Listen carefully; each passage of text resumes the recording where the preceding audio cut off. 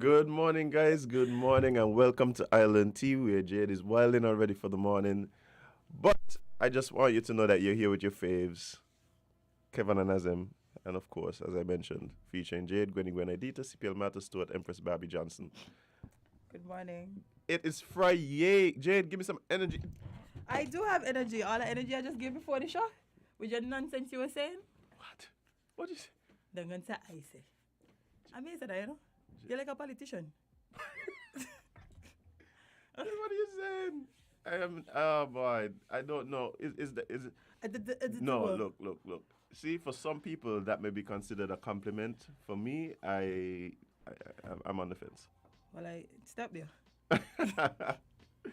But guys, like I said, it's Friday and it is the 1st of April. Yes. I have no intention of making any April Fool's jokes. Yeah, wait, that wasn't gonna work. Yeah, that ain't really our thing. But for Yeah. those of you who want to go around lying to people and then laughing at their I saw a really good one stress? yesterday. the one that you sent me. Yes. Oh, that been going on social media. Listen, I That just been going on like social media. so nice. y'all ain't just seeing that they said all, which means something gonna have to stop. Nobody was like, they can't do that. No, only me. I think people figured. I think people figured out. You know, much people don't start to talk about how they're gonna teeth the drone them. Y'all is some What? crazy tickets. Okay, for people who don't understand, give them some context about what we're talking about. So yesterday, one of our favorite delivery companies, 869 to go, put out that all orders would now be delivered by drone. Yes, congrats. Yes, congratulations. I've been Big talking move. about this for years. Listening to Island Tea, clearly I've been because talking about this. Yeah, you literally said we need to do this, yeah. and look at them doing it. Mm-hmm. My brother has already delivered food via drone now. Innovator. Yeah, he was ahead of his time. Yeah, man. From up by me to George Street, Newtown. Hey, Rafa, if you're listening, tell me why it is you deliver again. It might have been Johnny Cakes. Wow, that's crazy. Drones are dangerous. Why somebody just messaged me and tell me remember what today is? They're listening. Maybe they want us to. Maybe they want us to make an April Fool's. I ain't tell. No, I'm not. That's no, not my energy. So yeah, so you were saying that 869 to go put out a thing saying that they were gonna deliver all Food, drones yeah. via Well, deliver all food via drones. Okay. And first thing y'all said is, how can I snatch this drone? Y'all came with y'all food. So that I said, look at these so the plan is to criminals, team to give them drone. They want it. They But want. yeah. I'd say, as in my cracked up. I said, why is this y'all first start? Bye. Y'all ain't think they could track. Y'all just think they're going to just send these drones out and think they're going to hope. Not even think, hope they're going to come back. There's cameras on the drones. When you bend over to thief the drone, snap your uncandid camera.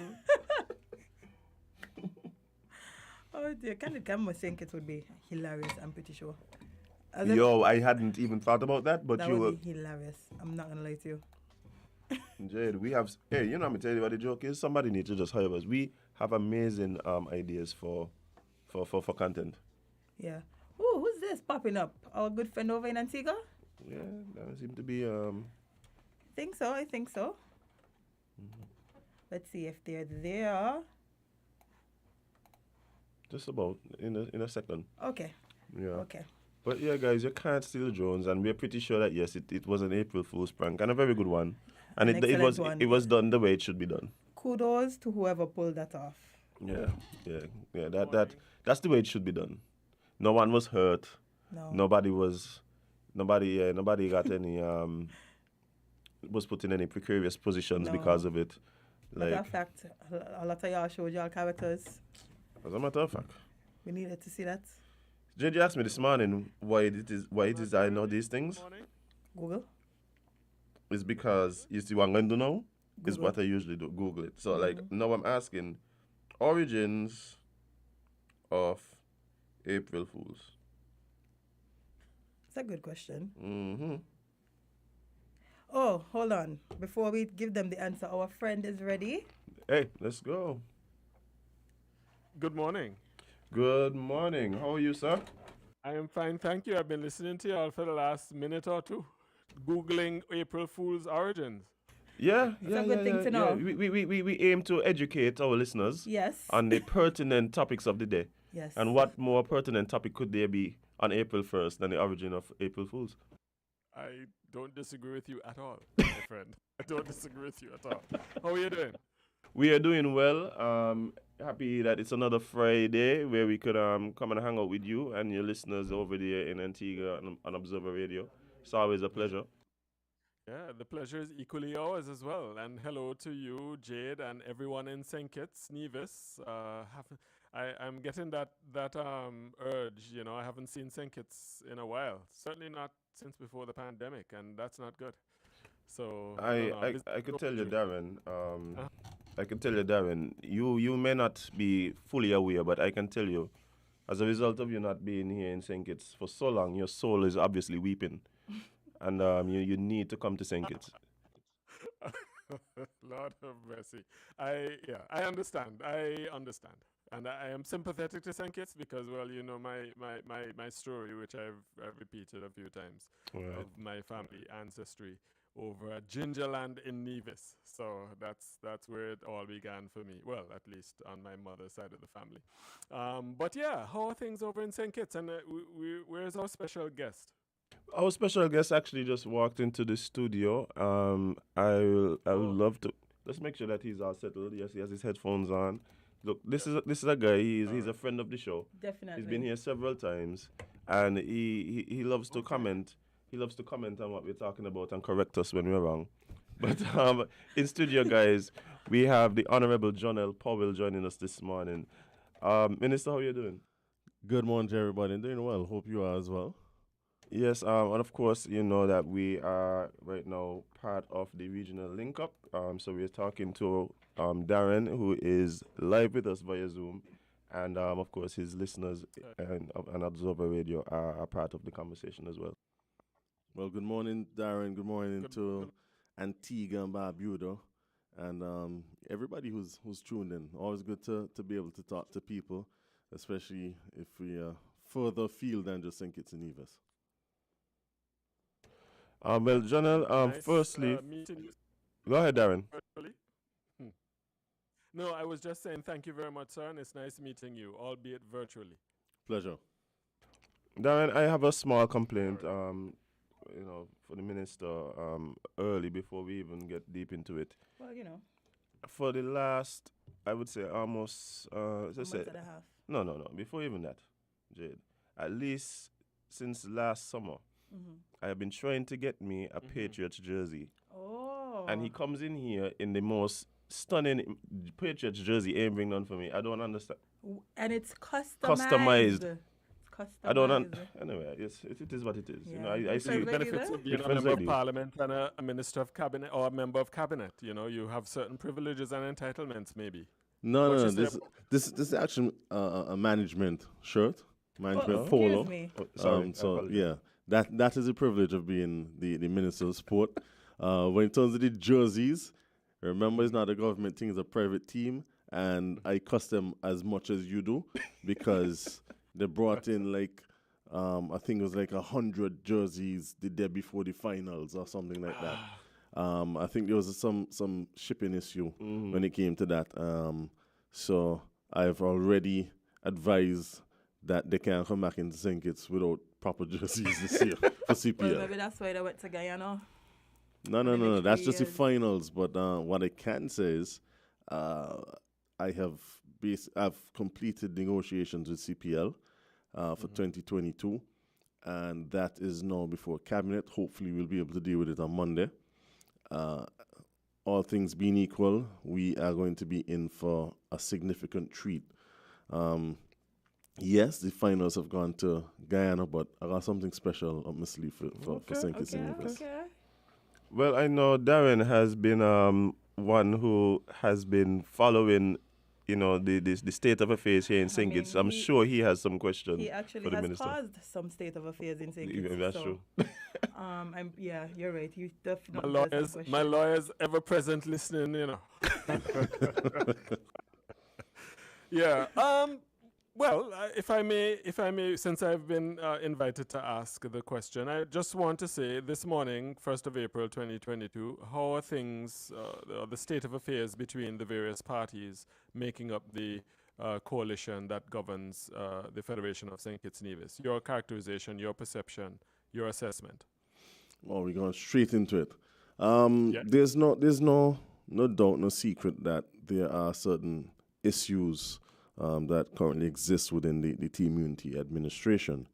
Those issues simply surround the concept that we still believe 100% in unity, and the fact that unity is the best thing for St. Kitts and Nevis.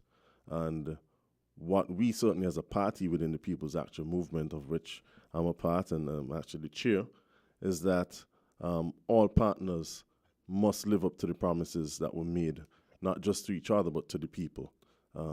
We feel that there are certain things that partners are not doing, and so we are calling on all to live up to that. We said to the people, elect us, and we will do X, Y, Z, and that's exactly what we're trying to do. All right. May I ask a follow-up? Yeah, Azim? for sure. No, I had the Deputy Prime Minister, the Honorable Sean Richards, on at the beginning of the week. So it's interesting, we began the week with St. Kitts politics and we're ending the week with St. Kitts politics. As if we don't have enough of our own drama in Antigua, but it's nice to focus elsewhere sometimes. And he made it clear that he was going to make his position known and that of his party known to Prime Minister Dr. Timothy Harris. And depending on the reaction or the response and the follow-up to that response, he's going to move toward the nuclear option. And he also indicated that this would have been the week that would have, things would have come to a head. Has there been any major political development, any conversation with the Prime Minister, any discussions, consideration of the nuclear option, i.e. vote of no confidence, any of that talk this week? No, certainly not. The Deputy Prime Minister, Sean Richards, as well as the Premier, the Honorable Premier Mark Brantley, would have signed a joint letter to the Prime Minister on Monday requesting a meeting of the three to discuss the issues, the current state of affairs, and to discuss the way forward. That the Prime Minister has responded, and they are scheduled to meet on Monday at 9 a.m. And so, coming out, hopefully, that meeting will produce some form of resolution, or at least a pathway to resolution going forward. Okay. Are you optimistic? I'm always optimistic because at the end of the day, the people, certainly of Central Bastia, whom I represent, and the people of St. Kitts put us here to do a job. Like I said, I believe wholeheartedly in the concept of team unity. It is my intention to do all that is in my power to ensure that we fulfill that mandate that was given to us. And so I am optimistic, but at the same time, one hand can't clap. And if everybody's not on board, then it hampers the opportunity for us to fulfill that mandate. Yeah, I believe what you're saying really echoes the sentiments that would have been expressed last night at your town hall meeting in your thing. And again, congratulations on that. Thank you. It was well attended, and the energy from the supporters seemed to be on a high. But it seems as though the general consensus as it relates to this particular topic was that the PAM party is a part of the unity construct, supports that, and at least until the leader says otherwise, and that they do recognize, though, you guys do recognize that you have a job to do as PAM and endeavor to do just that.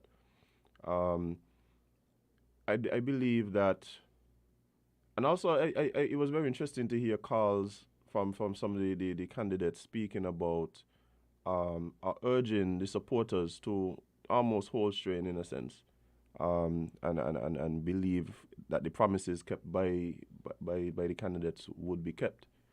Um, do you believe that that is the sentiments echoed by the voters, by the persons who support you, by the supporters, the members and the friends of the People's Action Movement? Do you believe that that is the general feeling from the members? Yes, they want us to keep the promise. They want us to do what we said we were going to do.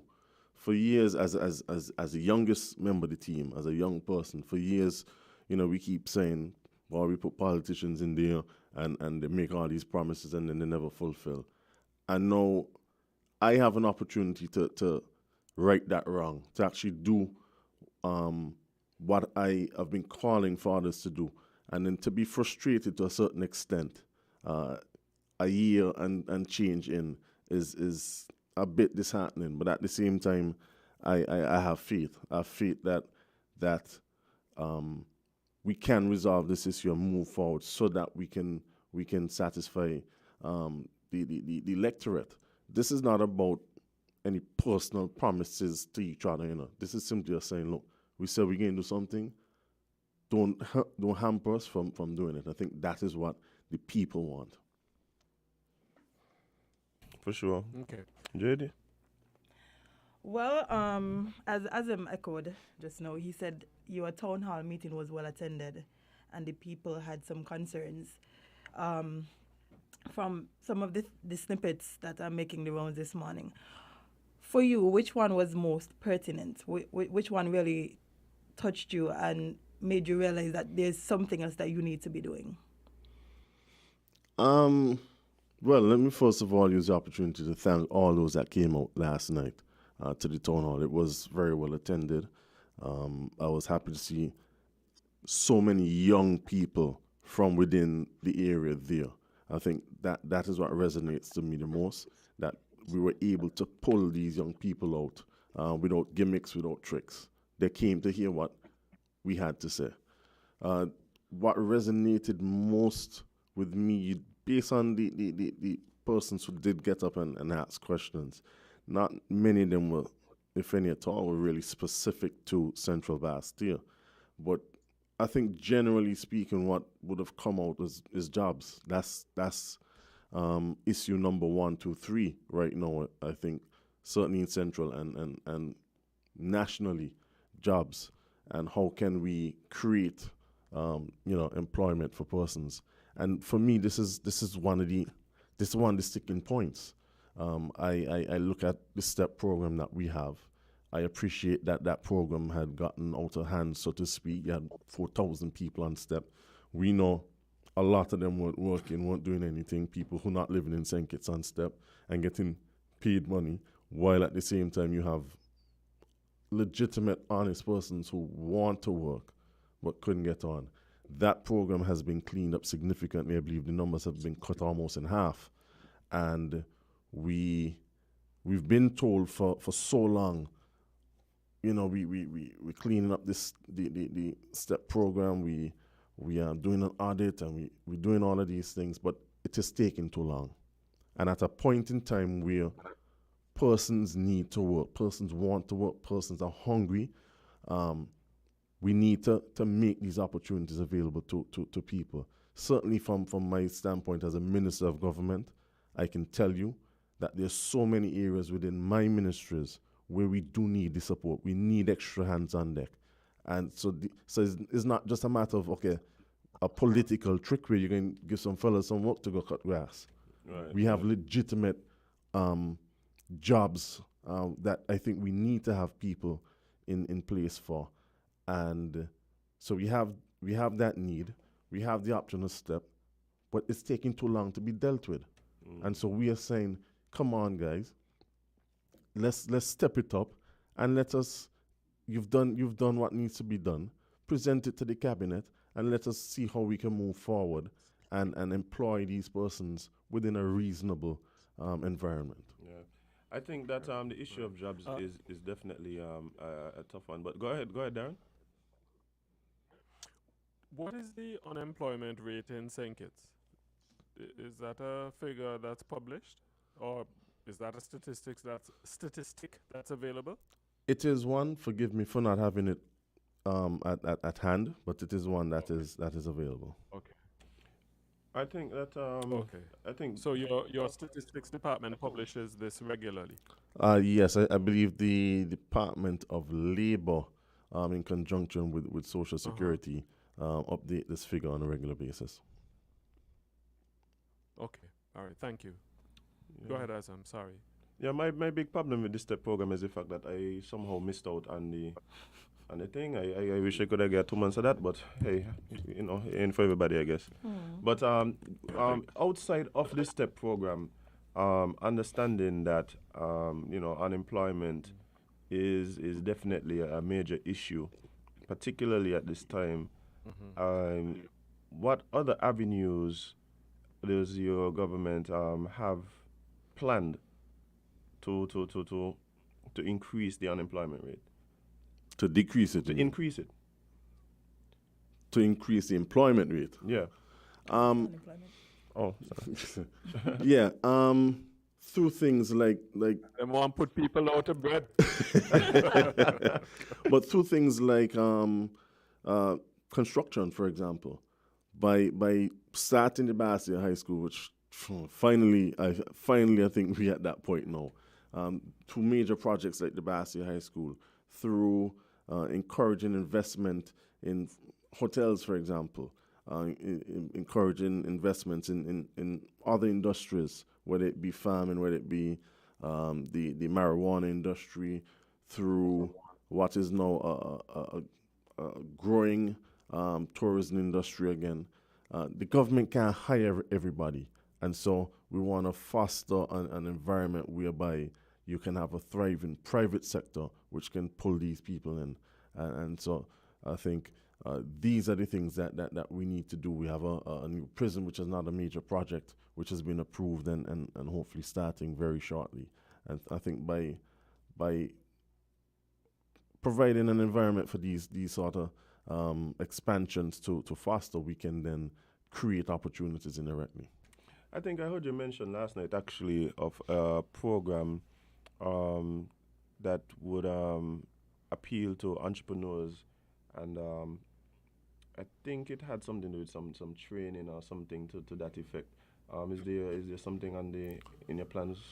Right. So one of the things that I observed in feedback and interaction with, in particular, businesses that had step workers, but generally across the board in the private sector, and we see it in the government sector as well, was that sort of lack of soft skills amongst, in particular, entry level personnel, and so I sort of got some persons together, and with the help of a professor coming out of Auburn University in the States who's doing some work with the CFBC, and a local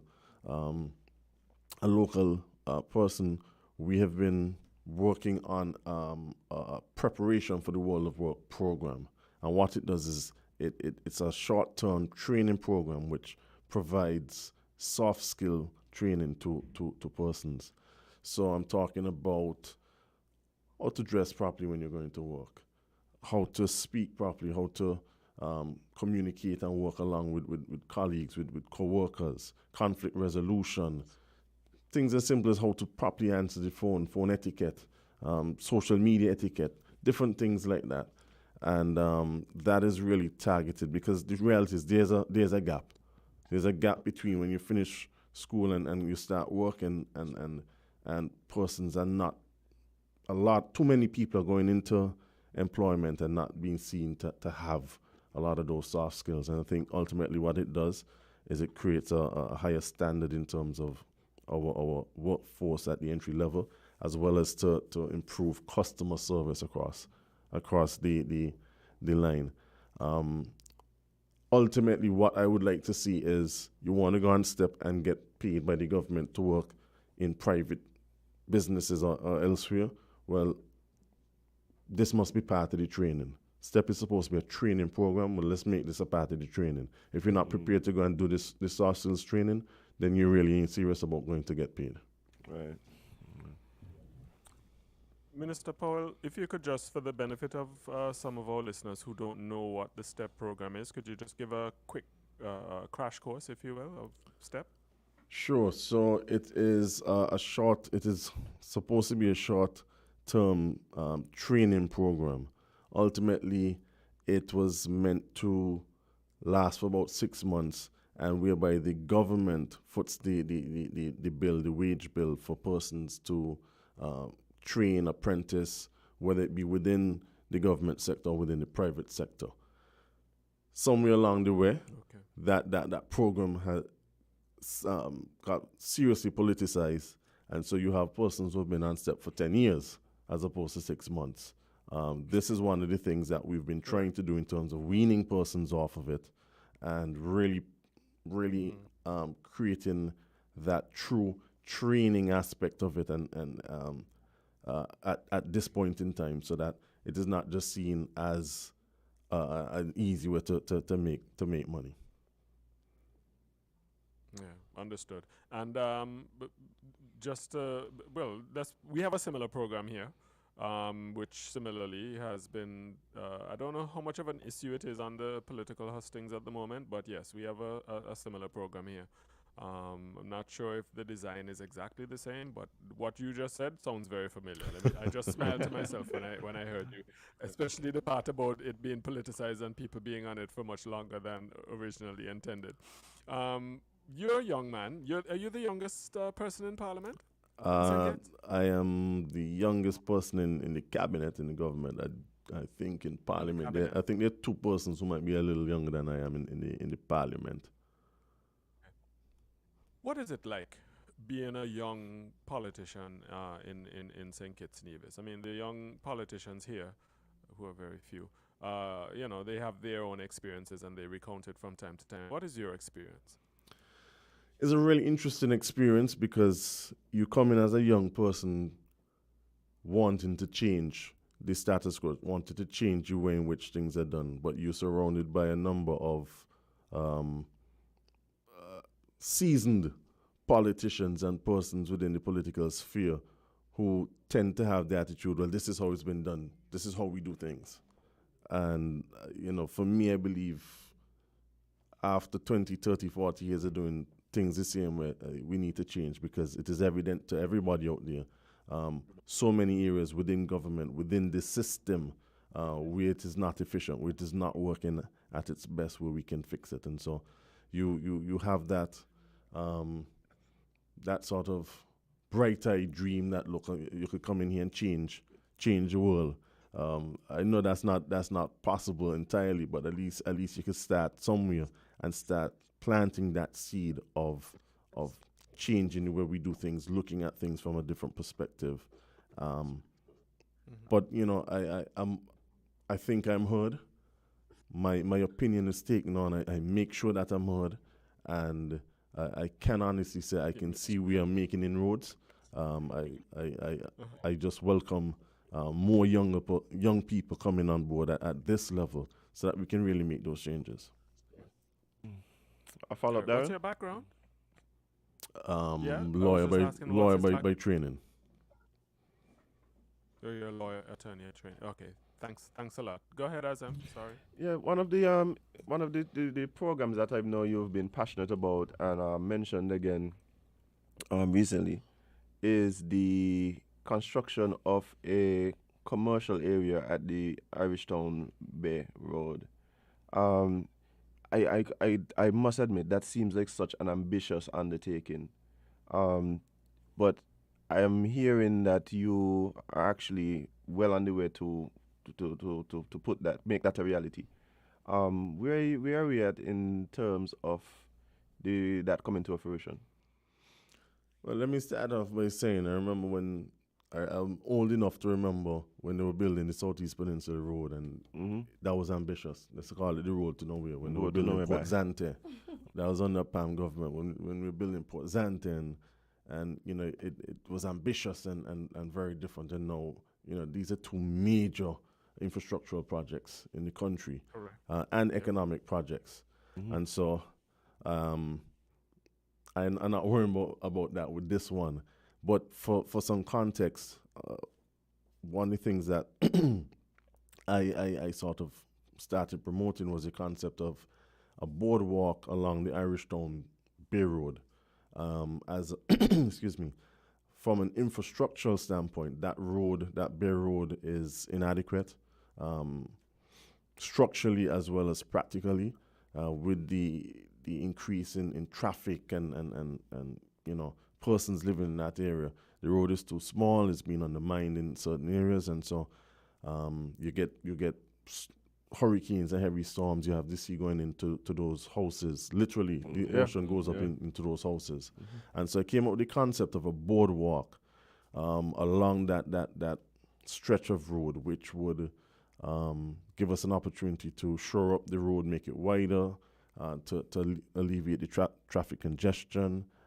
Aesthetically, it would enhance an area which has become quite run down.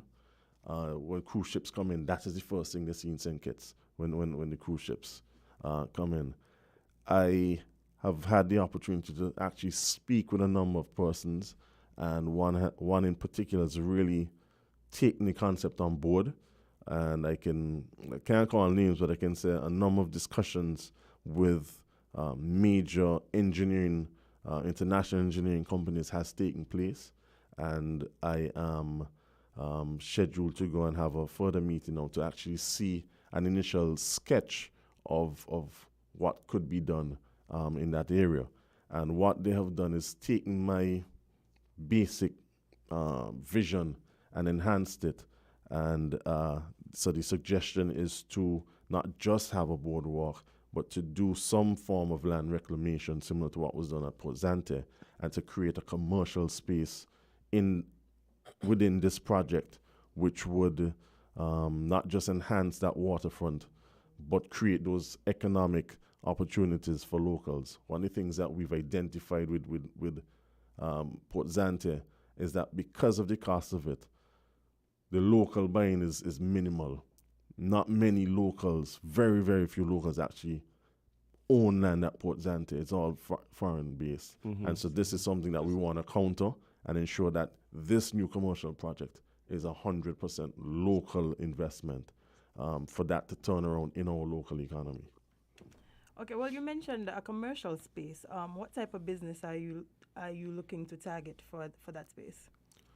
I'm not sure. It might be premature to really start identifying, but I'm thinking about shops, retail shops, small businesses.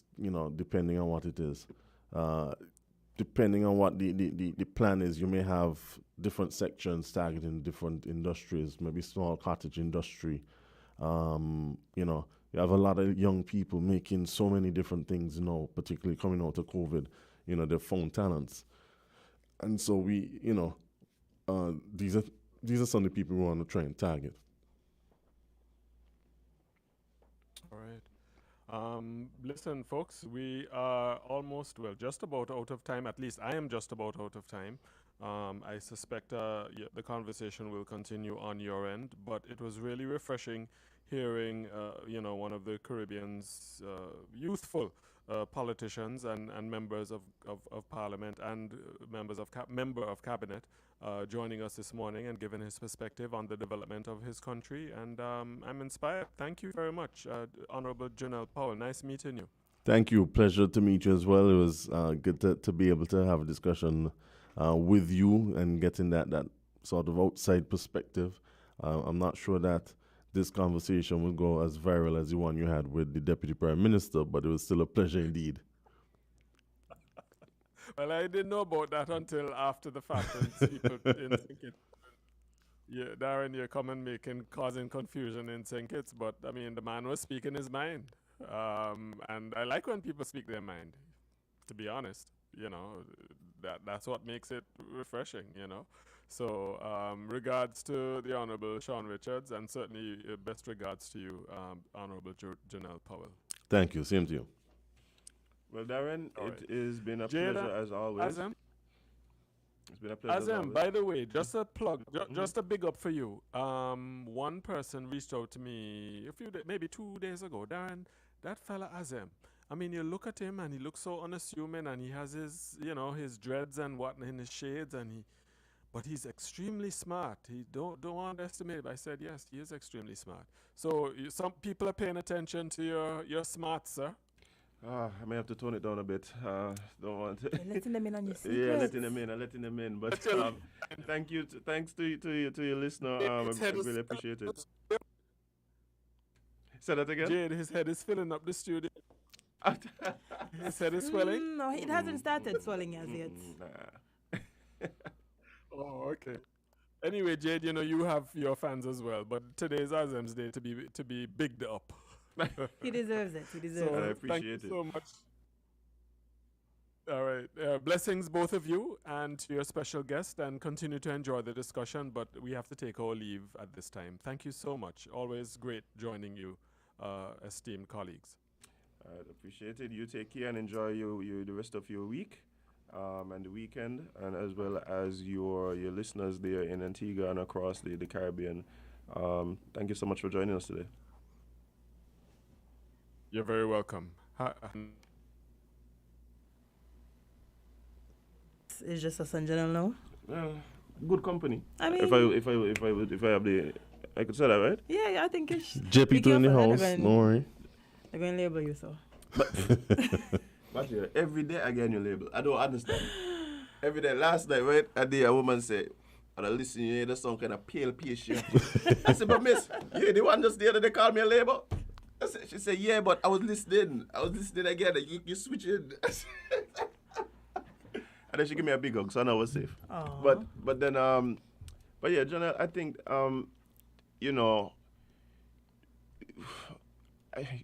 this is the thing for me, right? You're in Central, one of the most influential constituencies in St. Kitts for multiple different reasons. We have past reps who were the Prime Minister.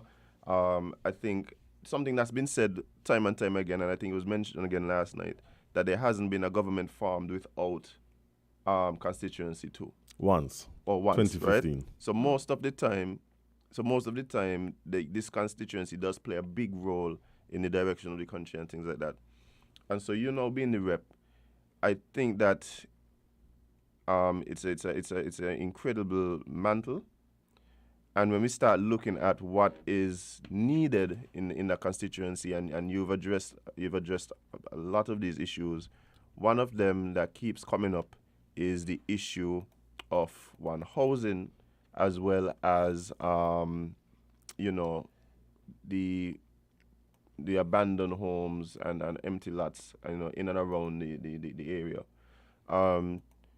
What's the plan to address both of those topics? Is there a plan to address both of them together, or is there separate approaches? I have a joint approach. When it comes to housing in Central, well, in St. Kitts in general, somewhere along the way, we got into this thing of houses being done on a constituency basis.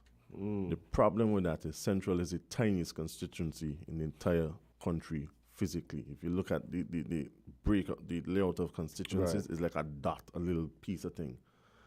And so that means... As well as very populated, though. And right, because it forms the heart of the city of Bastia, so it's dense. So Central has literally run out of physical land space. So where does the housing come from, or where do we put houses? But at the same time, we do have the phenomena of these abandoned house lots, derelict buildings, so many of them, particularly in the Irish Town, McKnight, Market Street, Greenlands areas. And what I'm saying is, and this is not just me saying, I did a research paper.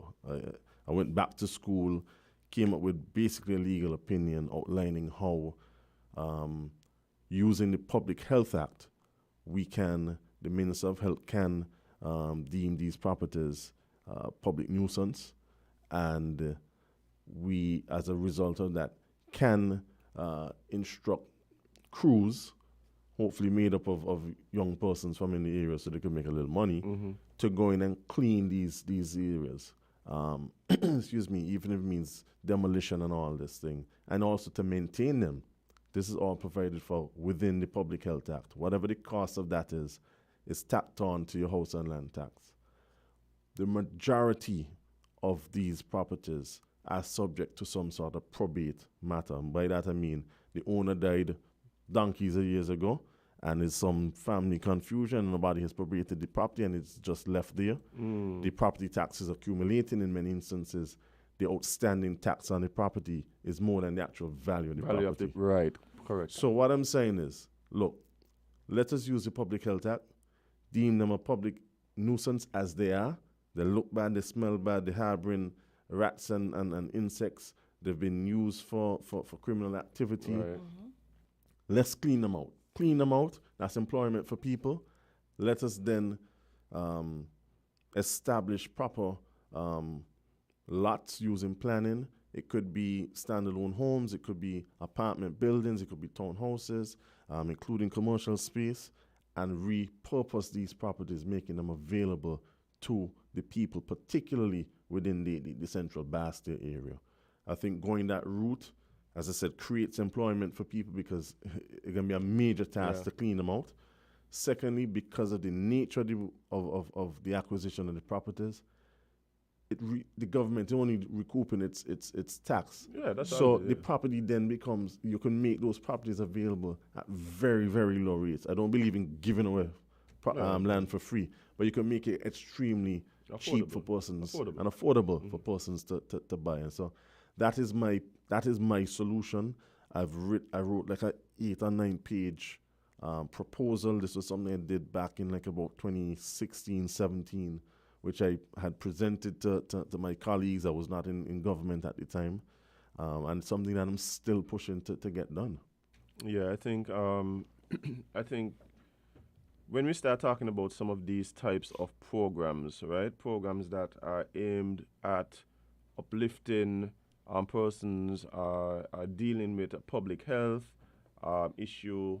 A lot of times where we start is very important. And what I've found works in some of the other countries where, for instance, they tackle like the homeless issue and stuff like that, is you start at the place where, one, you have the rep for that place, whether it's the governor or whatever, in this case would be the parliamentary representative, who is very much on board.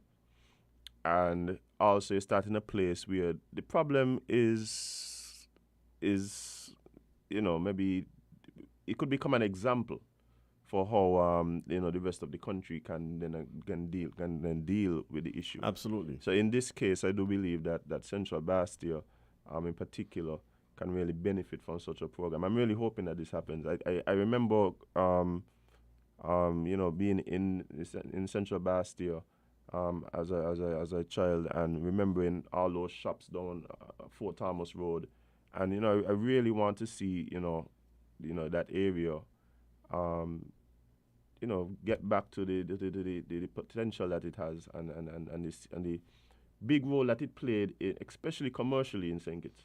Right, a lot of those families, some of them might have moved away and stuff like that, and so the businesses maybe not.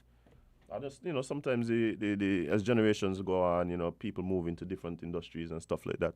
But I think there's a rich history there, like economic history. The people there are very resourceful. Essential people is hustlers, eh? Well, so that's the thing, and there's nothing there right now to encourage persons to stay and to invest, and so we need to uplift that area. You do have, as I said, I'm from Matney, we're hustlers, and you do have persons looking for opportunity to do something. Definitely. And I think this is a perfect way to do it at a very minimal cost to the government. Yeah, so I could definitely give you my full support. The only concern I have though is when and I've said it here several times, when you have programs like this, a lot of times, sometimes the people from the community, don't end up being the one who fully benefits. But based on the rhetoric and what you're saying, I know that is not the intention here. And so I really hope that once this gets underway, we see people from the community being the one who can end up become property owners, business owners, taking over some of this real estate opportunity in the community. Well, that is the whole point of it, because But one I can tell you, nobody from outside the central coming down there to do that. All right. Not as long as I do. You heard it here, guys. And when you involve the community, then there's a certain level of pride in it. We did this. God, this ain't a JP2 thing, this ain't a unity thing. This has to be a community effort. And when they're able to say, look, we clean up our community, we took down these old houses, we clean up the place and we build it back up better, then that is a certain sense of community pride that you and I can't give to people. They have to establish that themselves. For sure, man. I'm really looking forward to the execution of some of these things. I think what JP2 really doing is saying, these are long-term plans. You guys need to keep me there to do it. Well, as you should, as you should. Right. I but- mean, it's short, mid, long-term plans. And that's the thing. At least I'm coming with a plan. There are a lot of people running around saying, vote for me, the same old rhetoric. But there's no plan that is being presented to the people. Right now, I can be honest, I can talk the thing. Right now, a lot Okay. of money passing in Central, and I know a lot of people saying a lot of things. But where's the plan? Right. You get $100 today to pawn a shot, and then what happens next week when you're hungry again? Where is the plan? And at least I am presenting a viable plan for short, middle, long-term sustainability for you and the community. Okay, General, talk that talk. I'm Talk that I'm talk. looking to see. General, you have a conceal and carry permit because there's firing shots in the people's studio. But no, but that is, I think that is what the electorate wants. At the end of the day, they want to know, hey, what your plan is, what you plan to do. At the end of the day, I think we are an electorate that more and more is concerned not so much with these traditional and family ties to a particular party or any group, but we want to know what the plan is, what you plan to do. And so I think that you being again one of the more youthful politicians understand that and appeal to that sensibility. Last night after the town hall, I engaged so many different people, but there's one young man in particular, and I got what he was saying, I understood what he was saying, but unfortunately, the mindset amongst too many of our young people in those particular areas is that it's about money. It's about a quick, the representative job is to come on and pass by a shop and say, man, hold a change there, man. Drinks for the fellas. You got to aspire to more than just a change and drinks. Yeah. And I think we as politicians, we as more mature thinking persons in society need to start trying at least to change that mentality. You gotta want more for yourself. You gotta want, yes, step is a nice short-term initiative, but you gotta want bigger than step. You gotta want more than that. You want some security for yourself. You ain't gonna be 22 and banging all your life. And I think that a lot more persons, particularly coming out of CFBC and high school, are thinking very differently to that now. You can't go to them with an argument.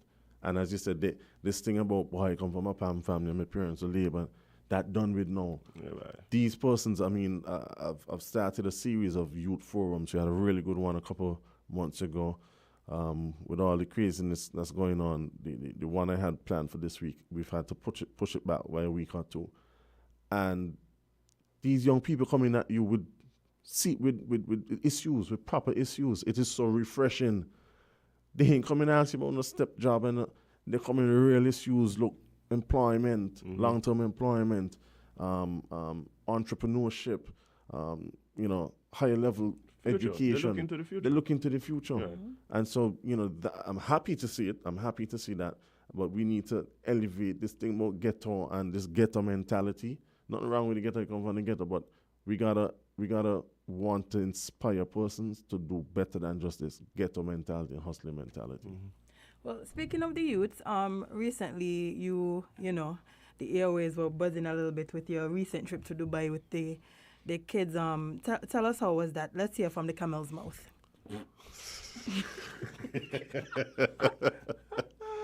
It was a really good trip. It was a really good trip. I won't tell a lie. We had one or two issues in terms of travel. I think that just made the trip more interesting and it showed the kids that, look, with anything good in life, There are going to be challenges, and you just got to learn to pivot, be resilient, and work with it, and move forward. And that's exactly what we did. And at the end of the day, I think that the kids really, not just the kids, the adults who went with because it was the first time they've been out there as well. They really enjoyed it. They saw a different culture. They saw and went up into the tallest building in the world. They experienced the expo, which was the main attraction. The desert safari and eating, traditional Arabic food and riding camelback and sandboarding and dune riding. And, it was a really good experience. I would have read a message that I got from one of the kids last night and, expressing appreciation. And I think all in all, it came off really well. I even gave the joke, there was one kid who had never left the Federation before, first time went on a plane, and his first time was to Dubai. And we walking through the airport, walking through the airport, and he said, wait, everybody stop. And what's going on? He lost his passport or something. And he saw two people with McDonald's bags, and he was like, yo, where that come from? And when the man saw that, the golden arches, the man said, I've been waiting my whole life for this. And we had to wait in the airport for this man to go and buy some McDonald's. And look, the man mash up that Big Mac. But, that's an experience that he will remember for the rest of his life. And I'm happy to have been able to have provided that opportunity to the kids. Although, so many of us went and camelback riding, only my picture make it viral. But I expected that, and that's why I made it available to show the ignorance of some people. But I just really thought that you were perhaps proposing an alternative mode of travel based on the rising gas prices. I thought you were coming back with several camels. I think I should have done that thing I Philip last night. I was like, yo, no. Tense right now. But I mean, I think that the opportunity for these young people to go and just have the experience a culture that's so different from our own, see new places, be exposed to so much different things. I think that's important.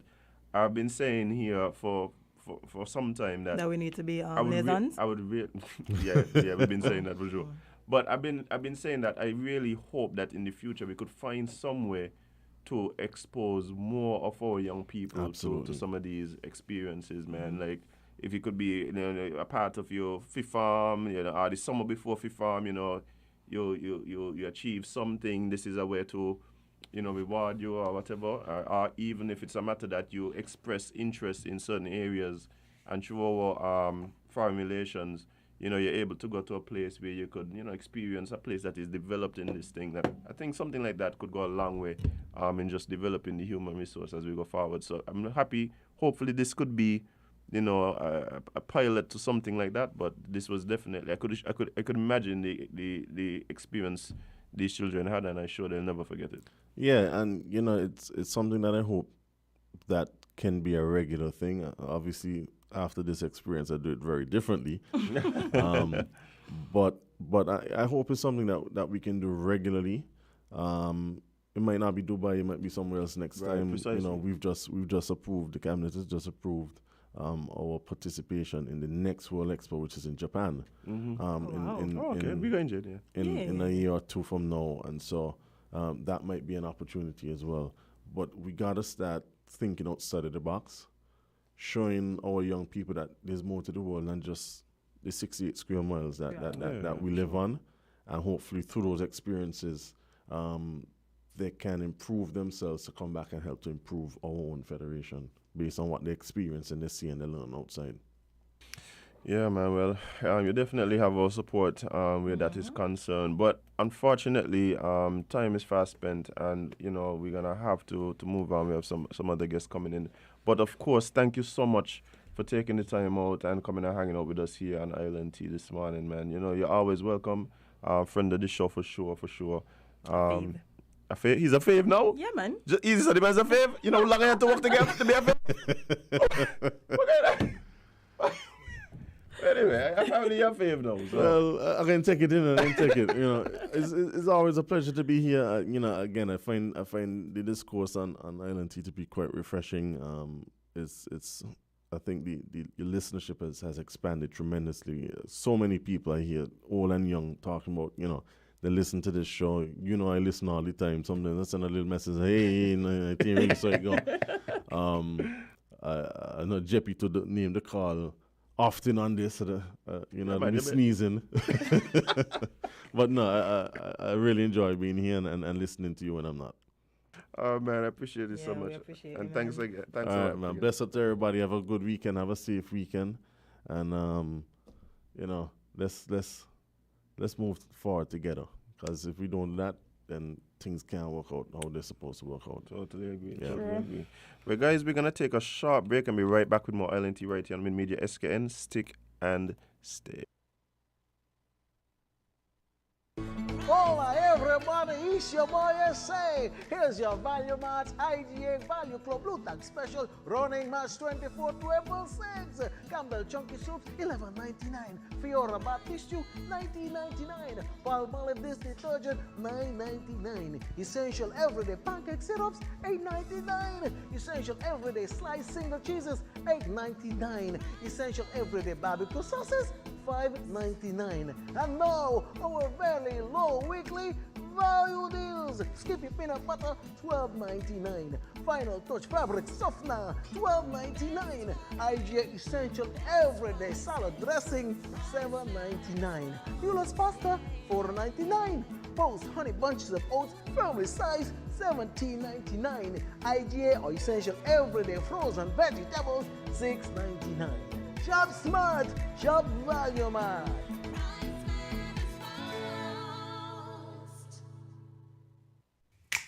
Maybe it's the way the brilliant gold liquid reflects our sunshine, or how the bright blue of its label mirrors the clear Caribbean skies overhead.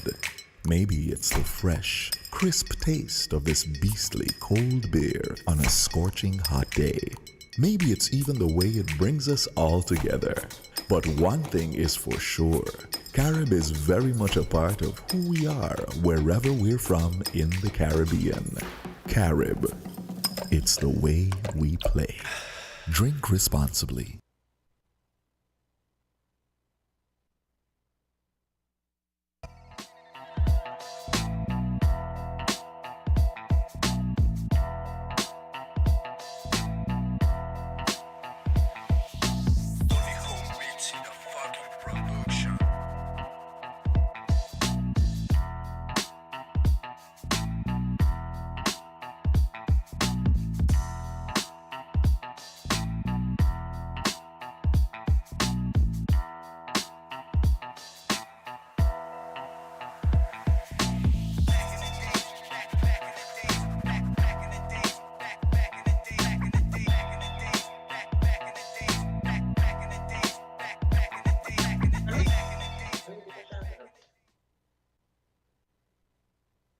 Good morning, guys. Welcome back to Island Tea right here on Win Media SKN. And remember, guys, it's April Fool's Day, so be on your best behavior and keep your head on, keep your head on a swivel. You don't want nobody fooling you off. Guy, you're thinking that your boss got fast leg or something. But I'm dead. The mis jokes people is making, April Fool's Day, I was thinking of mine and one man. Oh, you see. But guys, we are being joined via Zoom by a friend of the show. She's been here before, and I'm sure she's coming with friends this time. Mm-hmm. But we're being joined by Clarissa Langley Stevens from the National Emergency Management Agency, NEMA. Good morning, guys. How are you guys doing?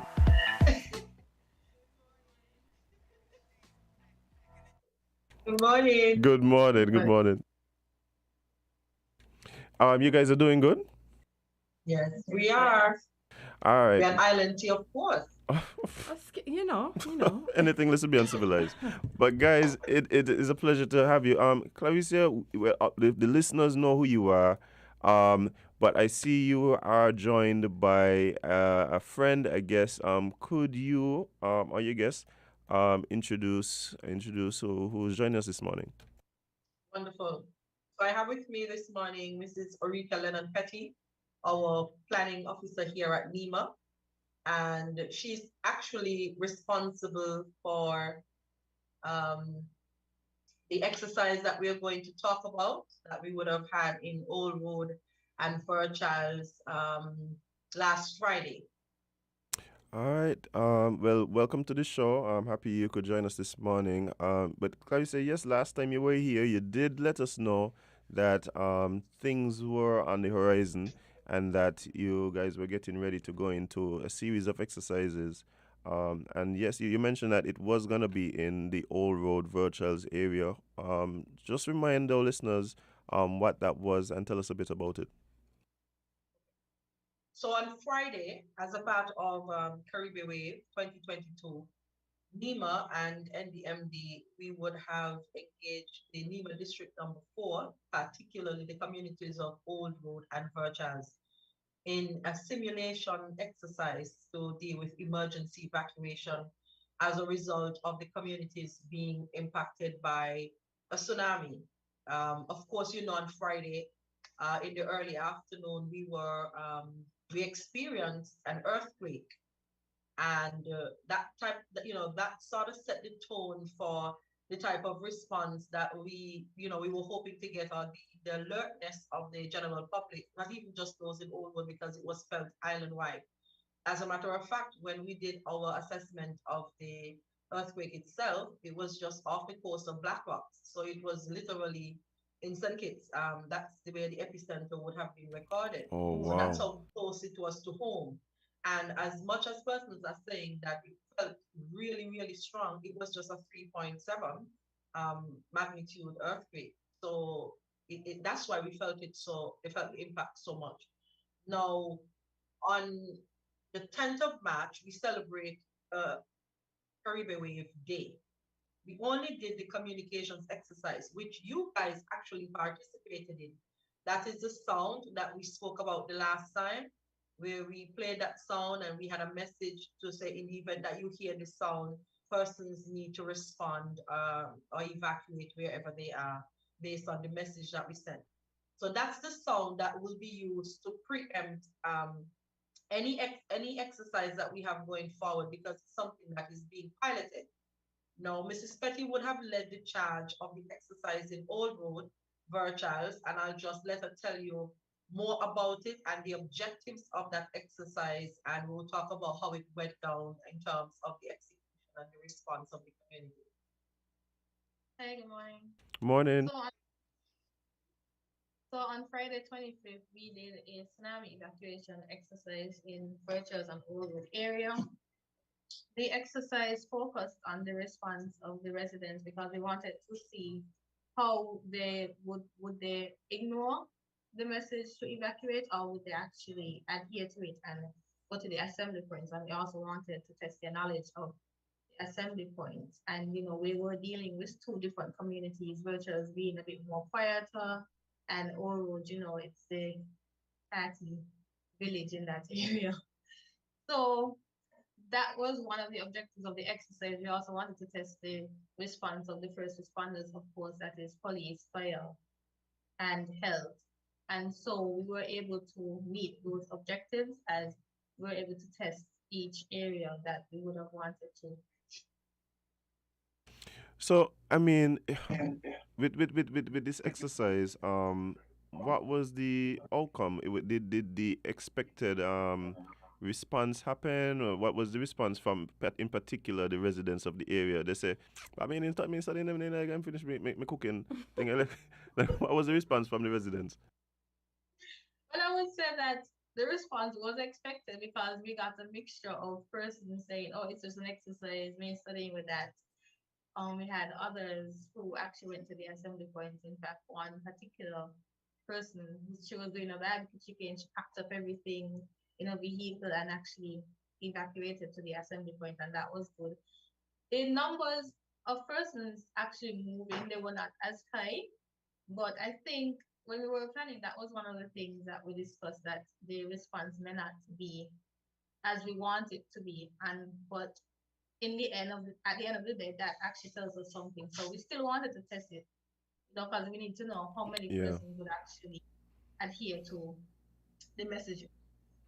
I mean, I know it might be a bit premature and early to really talk about um, you know, what came out of out of the exercise and what you guys plan to do.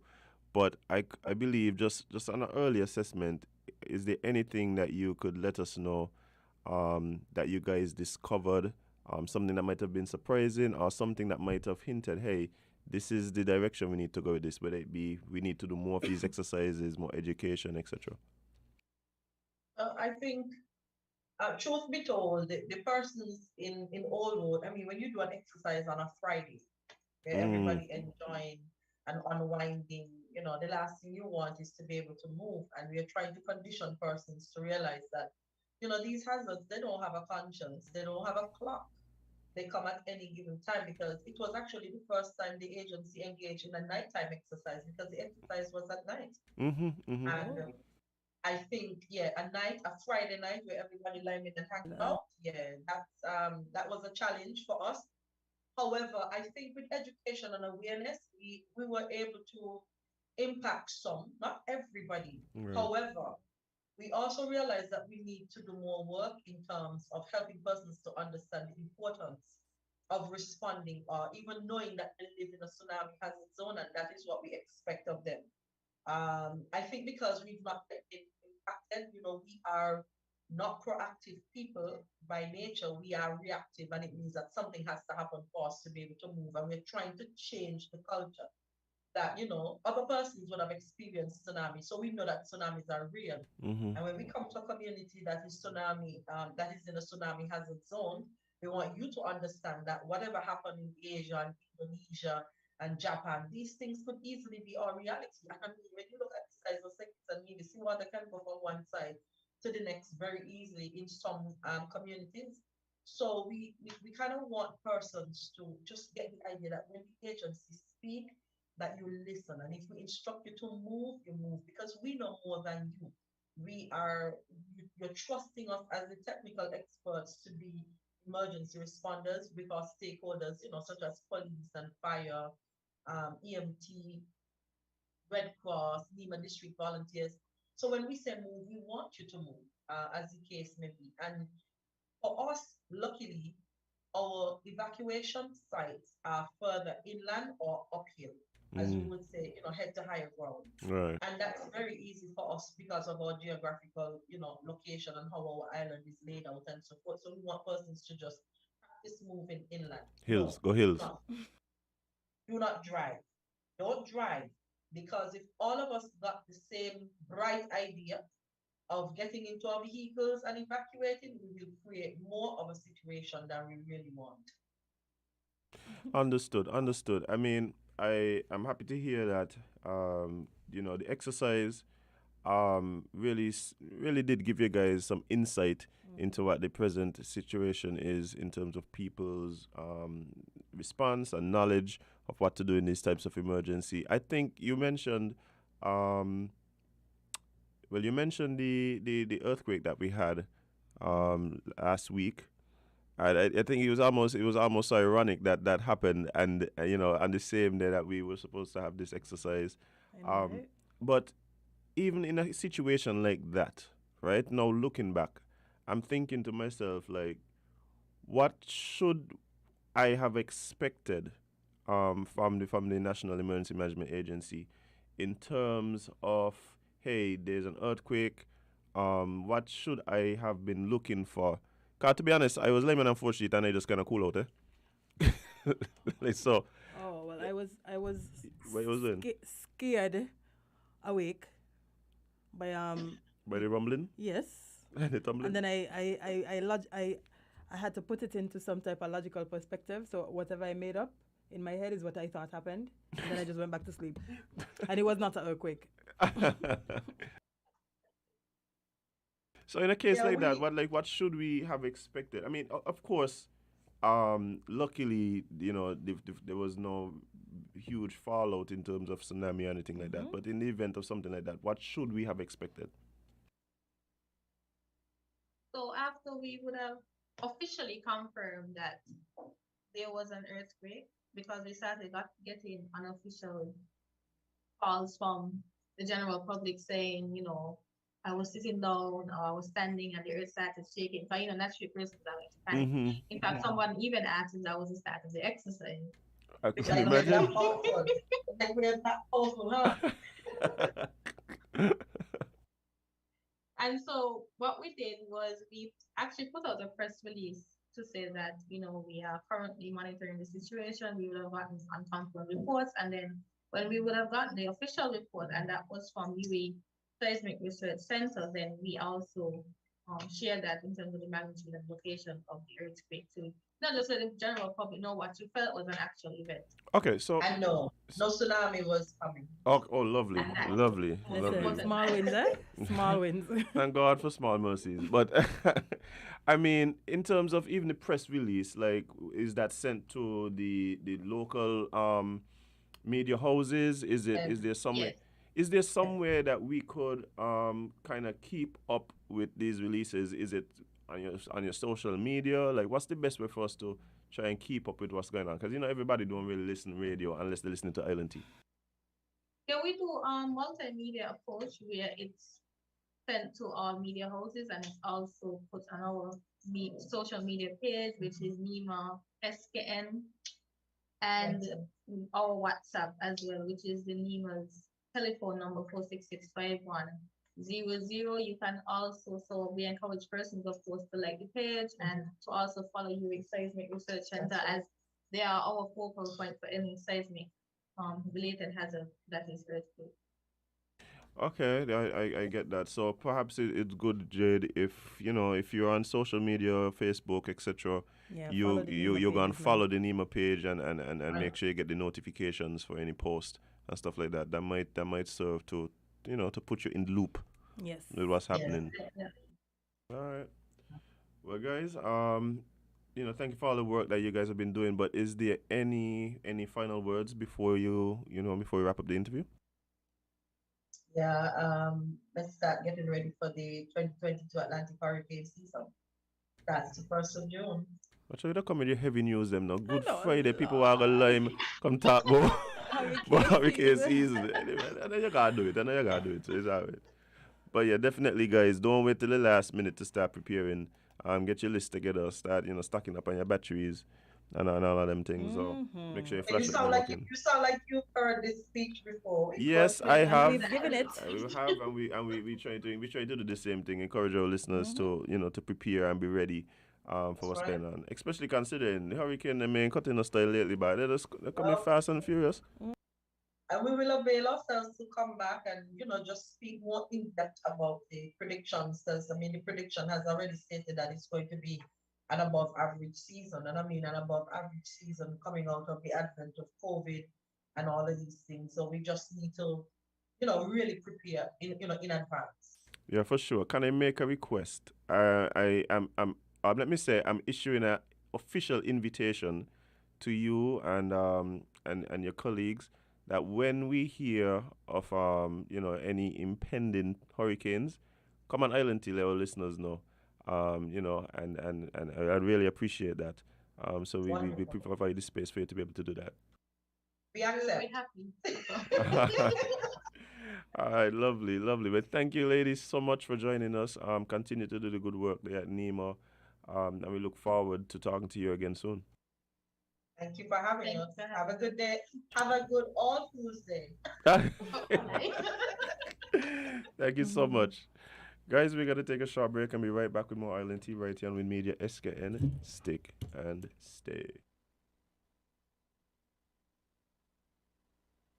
Supermarket shoppers understand that convenience matters. At Hortsport's Value Mart IGA, we know that price matters most. Ample parking and the widest variety matter.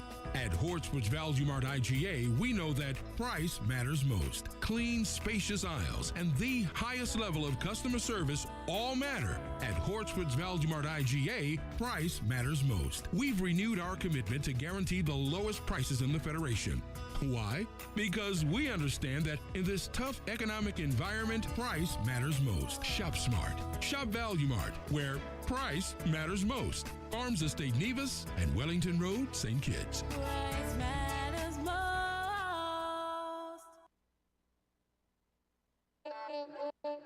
Magnum. Take charge, take charge, take charge, take charge, take charge, take. Everybody put your magnum in the air now. From you a drink magnum, let me see. Take charge of things now your place now. From the river to the beach to the street. Hot magnum when me have in a me hand there. Here a sipper, she tell me sweet. Look for me watch for your quick time check. Yeah, yeah. Right now a magnum a for your beat. Enjoy yourself every day of the week with a magnum. My life I forget sweeter. Must be 18 years and older to drink responsibly. Magnum. Take charge, take charge, take charge, take charge, take charge, take. Everybody put your magnum in the air now. From you a drink magnum, let me see. Take charge of things now your place now. From the river to the beach to the street. Hot magnum when me have in a me hand there. Here a sipper, she tell me sweet. Look for me watch for your quick time check. Yeah, yeah. Right now a magnum a for your beat. Enjoy yourself every day of the week with a magnum. My life I forget sweeter. Must be 18 years and older to drink responsibly.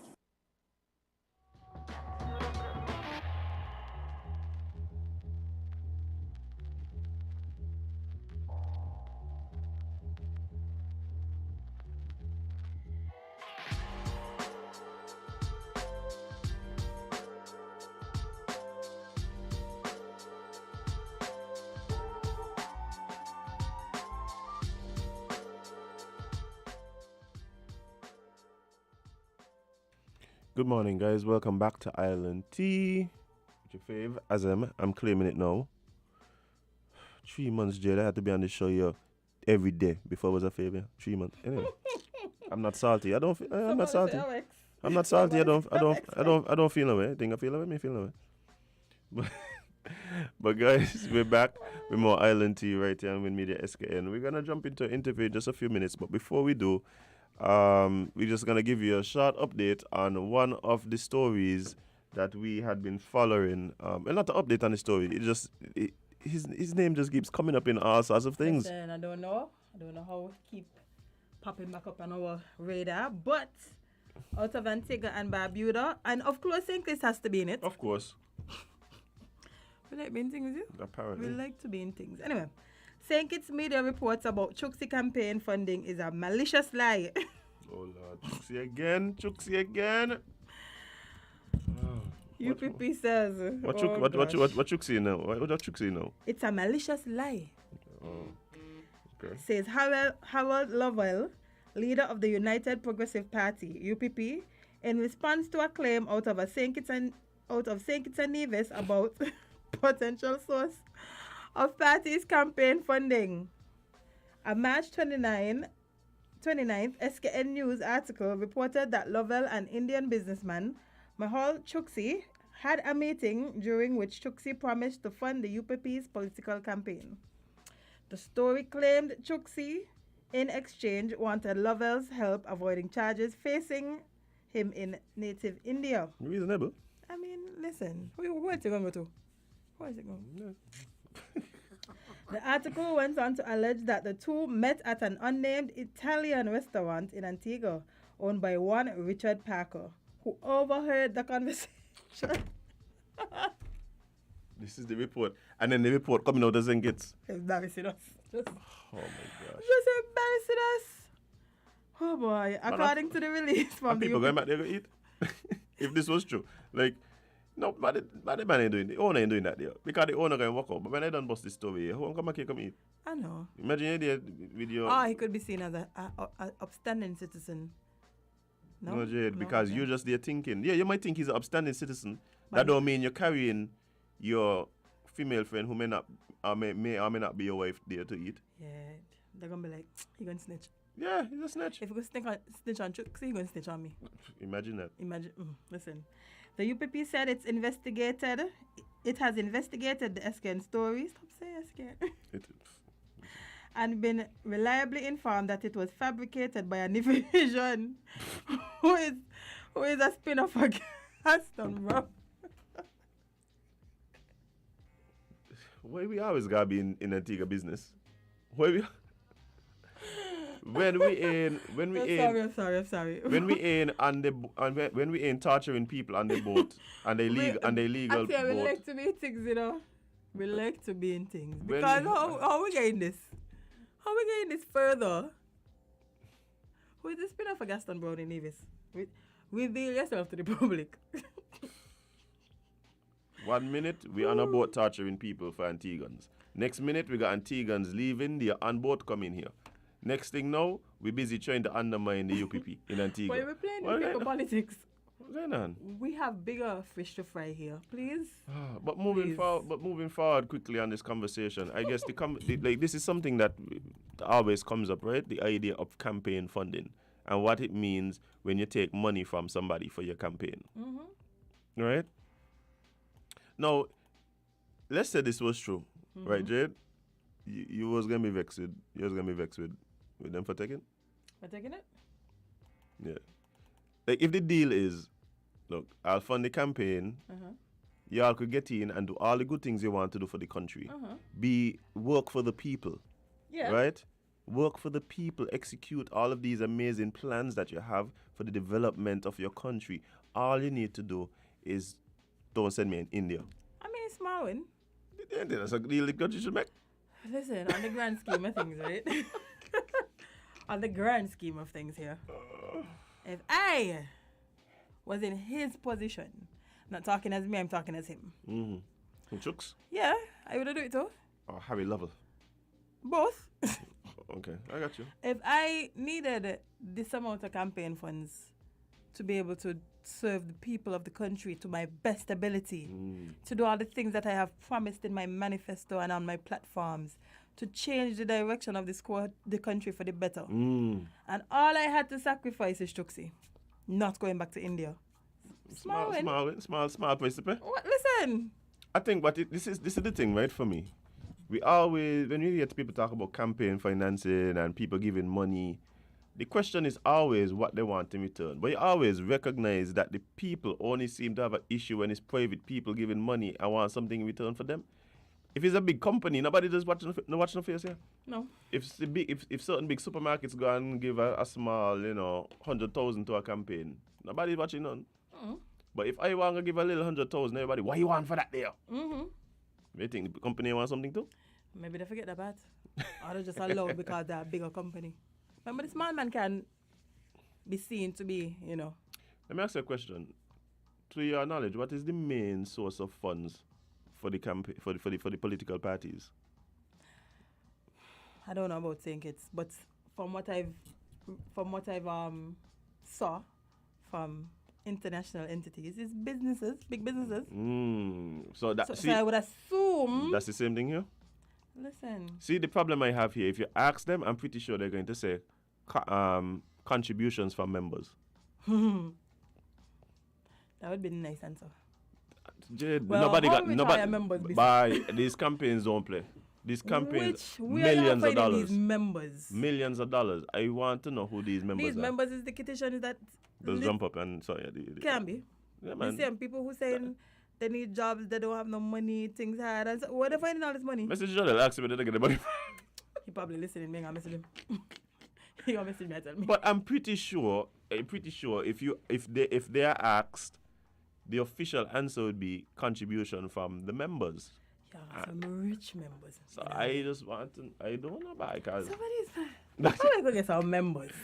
but yeah, I need some members. I think that would solve the problem. I believe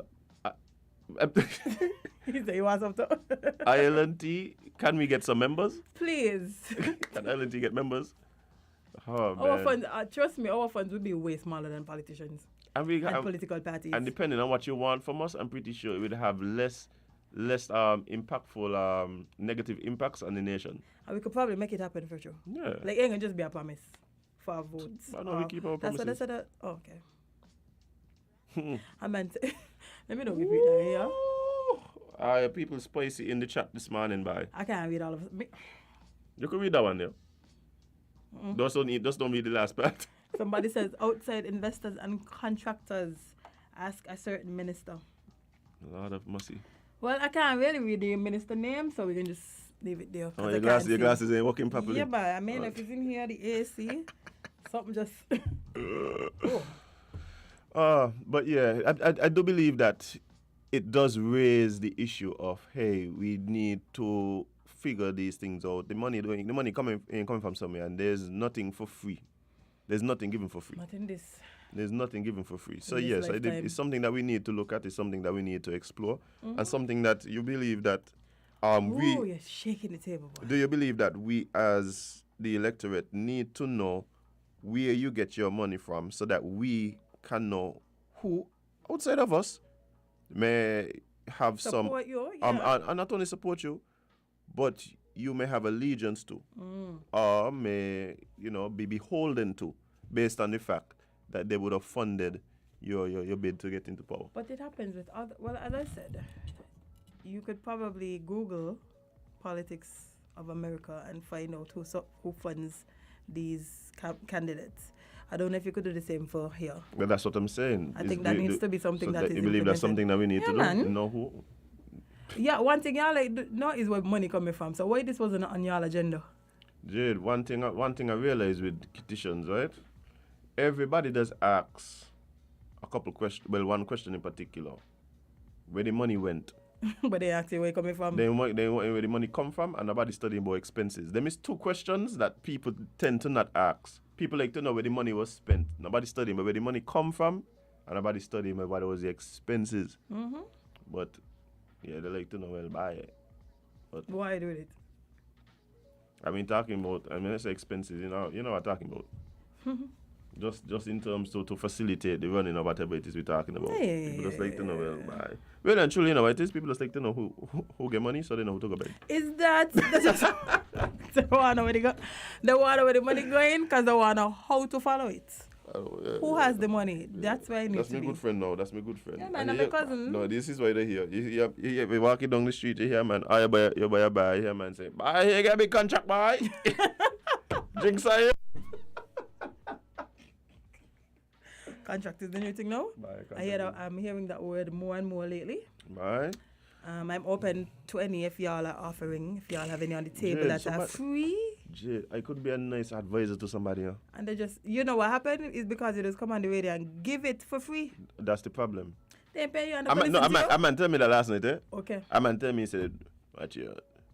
The parties they'll be listening to you. Okay. You need to get paid. I said, but it's true, yeah. Where they going to pay you to say it to you for free? Yeah. And just come in here and start to talk about misinformation, as in misinformation. And just come in here and talk about my weekend and so. Yeah. Or mislead the public, they just do it anyway. Oh. And then pay you under the table. Mislead the people. Yeah, and then they're going to pay you under the table for the actual accurate information. What?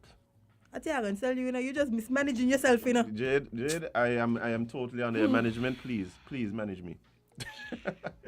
But guys, we're gonna actually jump right into a conversation. Usually, we take a break, but guess what? Our guest. I would like him to sit up and fix himself and remember that he ain't camera.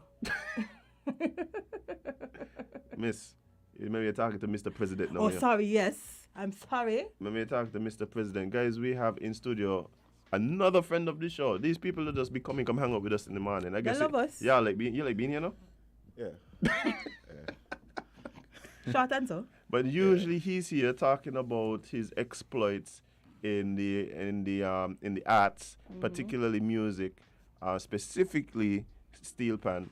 But this morning we have Mr. MJ Byron, who is here talking about his recent success at the polls, actually. But first of all, congratulations. Hey, thank you, Jade. Well, again. But to provide some context, Jade, you want to tell people what we're congratulating Mr. Byron for? Because you left it at the polls and Yeah, they might think something different. They might think weird. What? What's label just said that they're announcing candidates? That's no, Lord. MJ. Lord. What they put you in? We're sorry. Clear it up, Jade. No. He's not in that arena.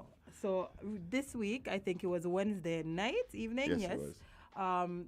The Rams Village Superstars had their election for the new executive. Yes, the new executive, and Sir here has managed to capture the title of president.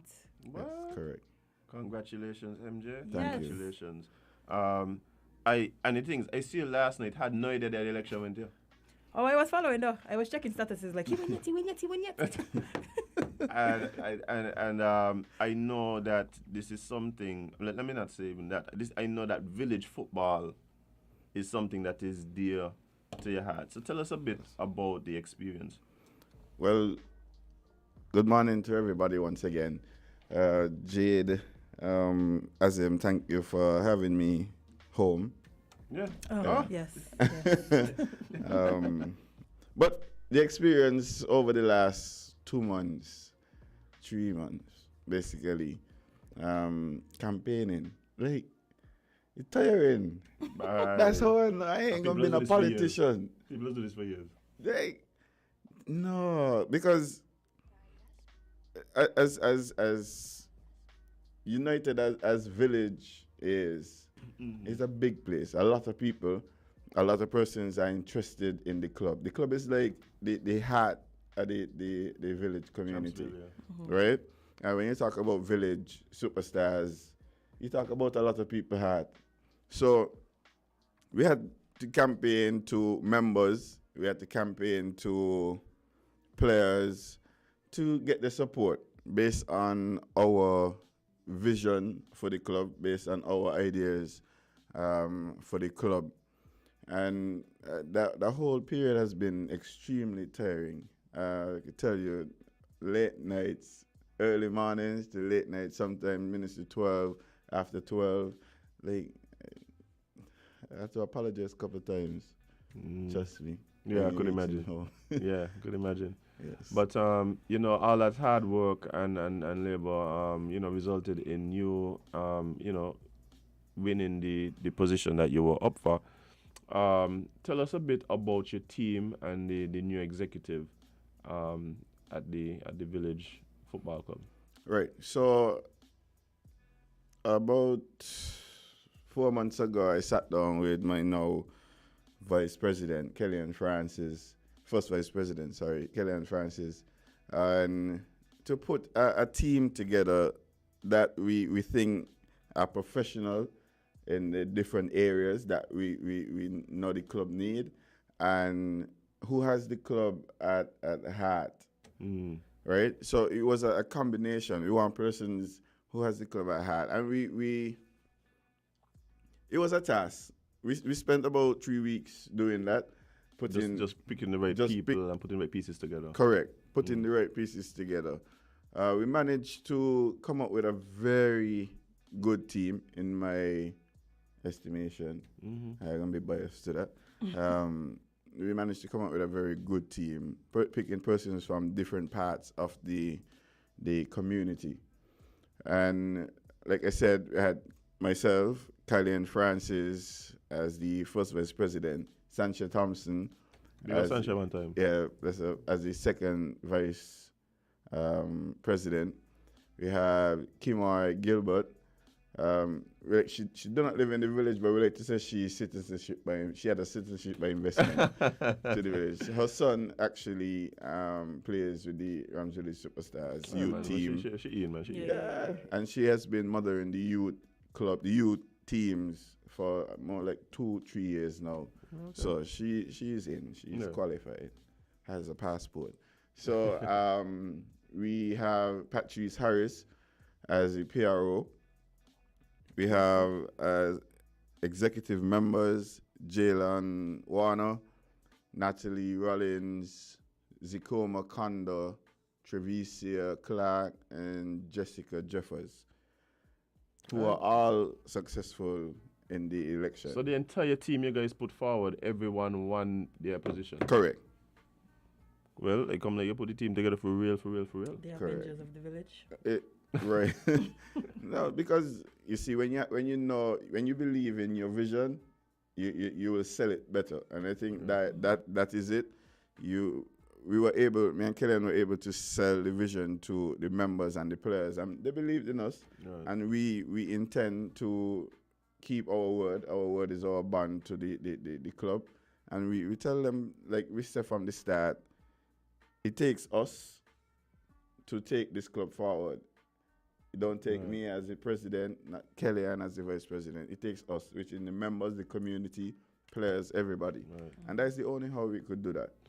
Well, I mean, you're speaking about vision, and that is what is important to me to kind of hear you articulate.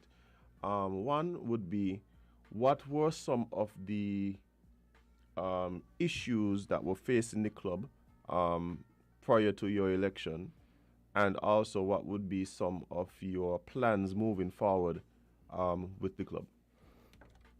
So the major issue was, and we got the complaint over and over, is that the community has lost the respect, had lost the respect of the club, the players, and the club was missing the community.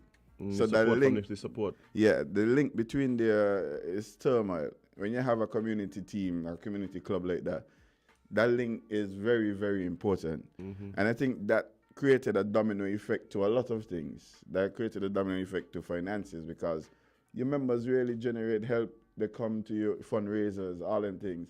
You'll be able to say, but I could keep a next fundraiser next month because the support was so good this month. Right. People, but if you do not have the support from the people around you, then the players just playing football for a club name, Ramsville Superstars. Right. And we don't want that. Back in the day, those are Bailey, you follow football, you play football. Jade is an avid lover of football too. So you know, when you hear Village Superstars back then, is the whole village coming back. But yeah, yep. And when we win, we jamming, going village like nobody drive come back. Right? And that is what we want. That is what we miss. The players begging for their fans. The community begging for the club to come back in the community, the players to respect the community, the members of the community, everything.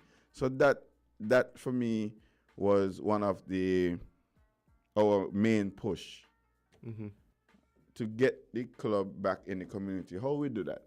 And Bailey is a mastermind when it comes to this. I learn a lot from you, by the way. Well, But listen, today everybody just giving you your flowers, eh? I appreciate it. Humble. Right. So I believe in marketing. I believe in image. Right. If you be able to put the image of the club, market the club in the community, those flyers that they just put on the lampposts, whether it be the picture of players, picture of team, billboards, allow the players to take a walk to do a bar hop in the village, because we got a couple of bars and shops in the village. We could do that. The players just chill by a bar 15 minutes, then we move off to our next bar. The presence of the teams of the club in the community will then generate interest. Right. When you generate interest, you then generate membership. You generate membership, you generate funds. You generate funds, you generate a wealth of things, because then your club could do a lot of other things. Right? And that is one of the main goals we have, to put back the club in the community. Right. That way, when we go to the park, we don't have to be begging for fans to come. Right. They come in because they feel the energy of the players, they feel the energy of the club. One of the things, MJ, that is also important for me when it comes to football is there must be a belief within the club. And that starts at the top, from the president, the managers, the coaches, and of course the players on the field, that they represent something, someone, they represent a community when they're on the field, right? The only way that happens is if you foster what you're talking about, that relationship between the club and the actual community, right? And I'm very happy to, because that, for me, that is the thing that I like about community football. Like, that is the thing for me that excites me, like the fact that no matter what you might be going through in your daily life, something changes in you when a Friday night or Saturday night your team successful against the rival in the park. You know, like that. There does, people don't understand the impact that does have on the community. You understand? Like, is a sense of community pride. It trickle down all throughout the entire community. The excitement in the community after that gets so much, like, right? Because see people going out, I may take a lime to the bar, I feel good. Village Superstars match up Newton in the park. Well, I mean, that might not happen, but yeah. Tired happened. So that, like you said, is a ripple effect down, and you got to start from there. You got to start from your membership, your interest, your image. So what we intend to do is put a lot of energy into the marketing of the club, the interviews on radios, the posters in the village. Right. Rams is our sponsor, one of our sponsors, because we branching Right, out for to, because the club is getting bigger. Right. So Rams is one of our sponsors. So maybe sooner or later, probably by May, hopefully, that you see some players cut out, 3D cutouts in Rams store. So when you walk in, you will see Rams Village Superstars wherever you go. In Rams, any Rams supermarket, Right. and once you come in the village. From Right. time you come in to the time you exit, down inside the community itself. The plan is to have posters on all, if not all the lampposts, but all the roads Right. in the community. Because once persons see, the players also get that sense of pride. By every picture up there. Yeah, for sure. And like I said, understanding that you represent something bigger than yourself goes a long way. Yeah. What about the grassroots programs as well as the youth teams? Is there any plans to take those to a new level? Correct. We can't survive without grassroots. Nothing will survive a long life without the grassroots program. You must go feed the system, right? And the village, again, is a big community. The Village Superstars Club is a popular club, a big club. Persons gravitate to the club. So we want to capture those villagers, those talented footballers from very young. And the grassroots program, I must say, is pretty good at the club level. And I just want to commend the past executive for that. We have to continue that and make it better. How do we do that? The truth is we have a lot of we call outside persons playing, coming into the grassroots. Right. So when they get older, they then go back to the different communities. Right? And what we want to do is to bring in, lure in more of our young people, villagers to play, so we could have that consistency when it comes to the system that we play and the players being from home. So it's not just football, it's community, it's pride, it's love, because they really, hey, this is my home. When I boast, I don't boast because of how I play, I boast because of who I play for. Right, and there's a rich tradition there. You know, my father play, my mother go park every day. I go in park since I 2. Correct. You understand? Like, you know, those are the things that I think really, really bring out those things that we love about sport in general. So the youth program is one of the things that we must pay attention to, and that is on our top priority list. The under 13, under 17s, who are under 15s, under 17s, who are successful. In the last tournament when we had it 2020, we won the under 13, under 15, under 17, and the females. Okay, well, the future of football in the village look bright. Right, and I just want to say, even with the youth, the female as well, we're making that push, because I think for too long the females take knockball in St. Kitts. Yeah. And if we have to start that trend from the village, like for us to move together, to us to play better football, not bring in, but the coach that we have to up the level of football we have. Now we have the time to really knit things together and get things better. We will use that time. Yeah. And that is the mandate that we will put on the coach from now until they're ready to start back the female league. Get the girls a better chance of making the national team, or even getting a scholarship out of for school or wherever it is to play pro ball. Right. We have the talent here, Bailey. It's just a matter of honing the talent, getting the proper coaches to coach the players, and that ain't impossible. I think Village got top-notch coaches. Yeah, for sure. It tells because we won 4 championships out of the 5. But I mean, the thing is, MJ, you spoke about a few things, scholarships for players being a goal.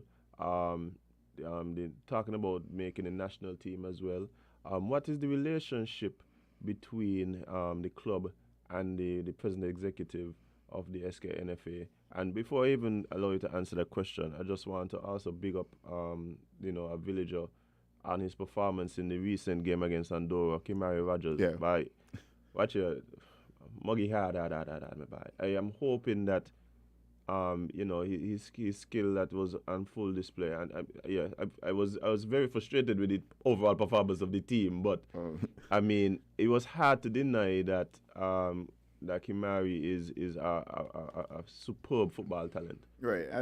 Like I said just a couple of days ago that he's simply the best of his generation. You could argue with your auntie. That don't mind me.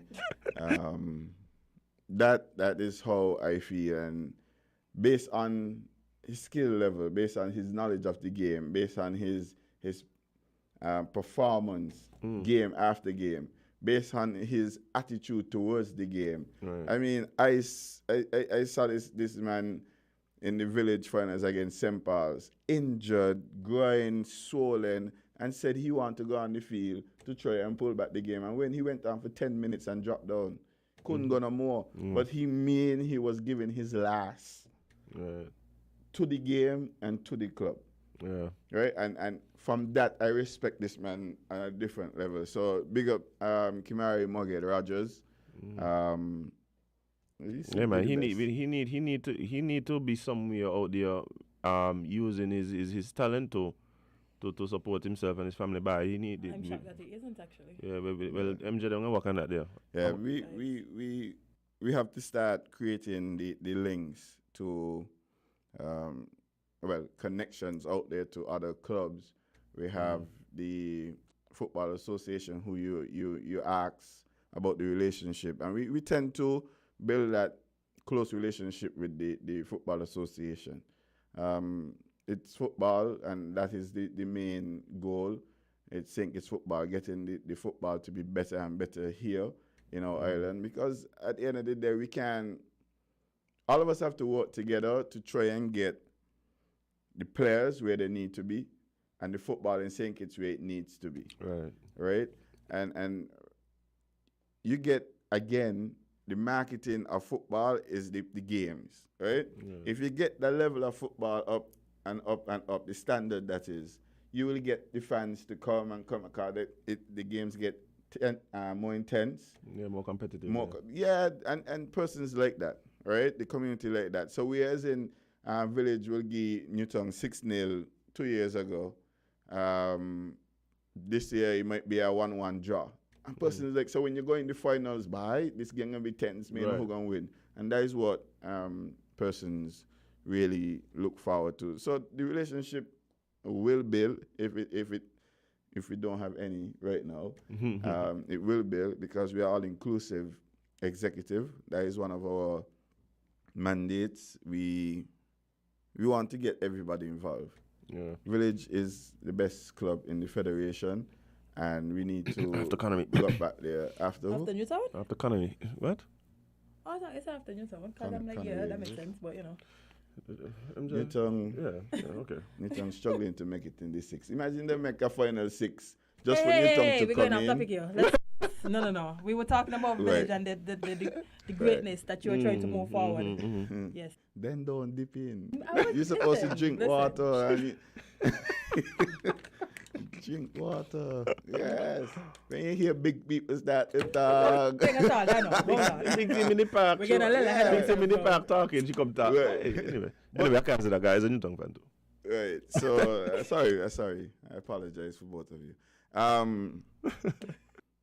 We on to something, Bailey. The executive is primed and ready to go. And like I said, and if you ask me why I think I would be successful, it's because of the team we have. I'm president because of the team I have. Right? I'm not going anywhere without them. And I think that they are the team that will push the club where it needs to go. And that's what I believe. We have the players are ready to win. Right. But the club is on and off the field. Mm-hmm. Right? All those different connections that we do behind out the field, the Kimari to get a connection also to a club. Right. Even for them to get a job. Right. Right? Right. All of that is the responsibility of the one of the responsibilities of the club, executive yeah. and the club. Because my thing too, and that's one of the things, we have yet to really develop a professional, even a semi-professional league here, where our players could really fully focus on football. And too many times, we expect the players to come to the park, play their best football, where there's other aspects of their life that they're really struggling to get under control. Mm-hmm.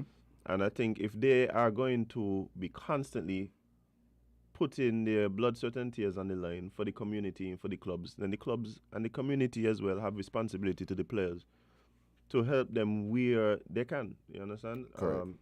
And again, especially in situations like we have here, where we don't have a professional league, where the players aren't fully paid for playing the game of football, which unfortunately a lot of the players should be because they do have the talent. Mm-hmm. They do have the talent to be able to be passion. to use that talent to be paid and support their families. I think is a travesty. Hopefully that we could see, even if we're not a professional league, even a semi-professional league where they get something from the league in terms of payment. Right. We have hoping to build that. Yeah, we have a way to go, but it is possible. Financial backing is one of those those things. We must have that level of Bay League and sponsor Connery, and he must sponsor Connery. A guy like that?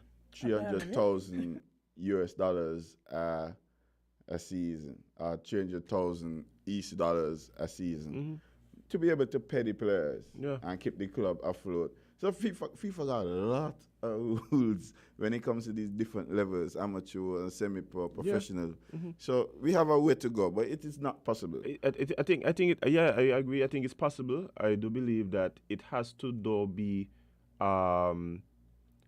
something that is concretized in the leagues, right down to the club level. That hey, over the next 5 to 10 years, this is the goal. This is where we're trying to bring the league, and so this is what we are going to need. These are the targets we're going to need you to meet, as clubs, as players, as coaches, because of course we need to make sure we have coaches that are trained and all these things. We need to make sure that we have people that are going off to get trained in physical therapy and all these kind of things to ensure that even updating our corporate society, not only in, hey, this is important civil responsibility for you, so you need to come on board and sponsor the teams and things, but also even educating some of these businesses like the insurance companies to understand that, hey, we need to insure the players. We need to we need health insurance for the teams, things that make sense for the clubs to be able to pay so that if anything happens, the players are covered. So it has to be a whole community approach, but I think we need to be really strategic and clear about what those goals are. Right. It's so funny that just last week I mentioned to somebody that maybe that should be a part of the business license for major companies here, that they adopt a sports club here in St. Kitts. And I think that will, if we have over 50 businesses, major businesses here, and if we have 10 premier teams, let's say 24 clubs.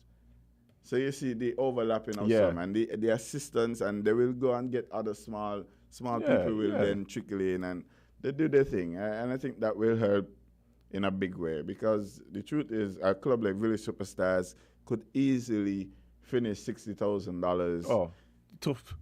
That's boots. That's just boots. Right. That's just boots. That's just boots, literally. Right. Between 4 or 5 different teams, it is a very expensive undertaking. Correct. So we have a task ahead. Really, like you say, nothing is impossible. We just have to, if we want it, we're going to get it, and that is all of us. Well, I believe that with you and your team that you've put together at the helm of this club, that we can expect great things from the village. It's a team that has a rich history in the park, and has for years and years and years been just a staple in the Premier League specifically. So we look forward to what you and your executive, the team, and the community has in store for us. But we're gonna have to wrap up. We're gonna have to go. But again, just congratulations. Thanks for coming and hanging out with us. Yeah, as no always. problem. As always, I think man. you guys should have a drink and some snacks here for me next time. Too easy. Jade. Maybe you should bring some about that though. Yeah, I'll set you up. But I guess from now on, you'll be seeing more of my PRO, because delegation of work is important to me. I can't do it all. So I'm going on a break next week. So Okay. Taking a little. I got you. But As you deserve. yeah, you'll be seeing more of me in PRO to have these conversations. Cause we want to end here. It's not just a victory interview. Like I said, interviews are part of the marketing mandate. Yeah. Right, and that is what we want. Keep persons in tune to Village Superstars Football Club, sponsored by Rams, the good food people. Indeed. Well, and you're in the Ram segment, so you're coming the right time. But MJ, again, thank you so much. Congratulations to you and your team. And yeah, we look forward to having you and any of your representatives coming and talking to us about what's happening with the Village Superstars moving forward. Thank you. All right, man. But guys, we're gonna wrap it up. Bye. Yeah, bye. Time gone. And yeah, I know this is April Fools, but yes, guys, it's 10 o'clock. It's 10 o'clock. It's 10 o'clock. Vigilant. Don't let them trick you today. Alright, sure. Nobody trick me. Anybody tell me look up. Don't let them When is fool John look up? That's tomorrow. Johnny, look up here. That's tomorrow. Man, And nobody. look down is the nod. Hold on, it's MJ. Bailey, let me say welcome to April, right? I mean, we've entered the Aries season, Yeah, so he that know. is Yeah, one he know. thing. Yeah, he Turn know. on the mic, turn on the Yeah, mic. he know. That is Wait, one back up thing. fire. But welcome to April, the birth month. Yours truly. Congratulations to you again here. But guys, yes, we're gonna have to leave. We're gonna have to go. We're gonna have to disembark. Yes. Jade, today is Friday. That means we have Sandra coming up next. You better believe it. And then after that, we have the usual voices. I think today will be spicy because, yesterday had some, Devon. Devon. Yeah, indeed. But guys, thank you so much for joining us. Whether you join us on Facebook, YouTube, whether you join us on Win Media SKN's website, or you listen to us on your radio at 98.9 FM. We appreciate it so much. Thank you so much for being a part of us here. Big up all the people listen to us. If you're not within the Federation, big up my Anguilla people. Lucian, big up yourself one time. He said he actually played ball with Muggett's dad. Oh, vibes. Remember the Sakitish man there, Mm-hmm. Callie Rogers. So we have a person, Lucian Fleming. I was listening from Anguilla who said he played with Muggett's dad. So it all comes full circle. But guys, appreciate it again so much for you hanging out with us. Remain vigilant. Remain safe over the weekend, guys. Please deal with people with love, grace, and respect. We don't want to hear any more reports of the five fingers saying anything to anybody's face over the weekend. Please deal with people with love, grace, and respect. Yes. Okay? Yes. So, guys, little quick tip. Remember, spend more time living your content than posting it. Please, unless you general and you went to Dubai and you was on a camel with the kids. And you can't be everybody's cup of tea because you is not a mug. See you guys on Monday.